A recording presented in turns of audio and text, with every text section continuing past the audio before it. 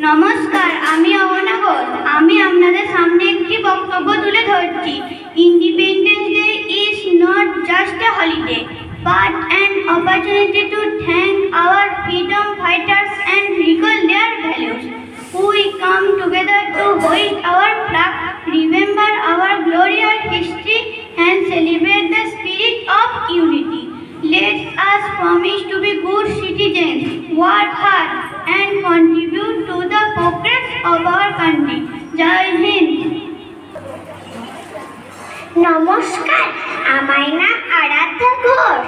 আজকে আমার নিবেদন কবি সুকান্ত ভট্টাচার্যর লেখা কবিতা ভবিষ্যৎ। স্বাধীন হবে ভারতবর্ষ, থাকবে না বন্ধন।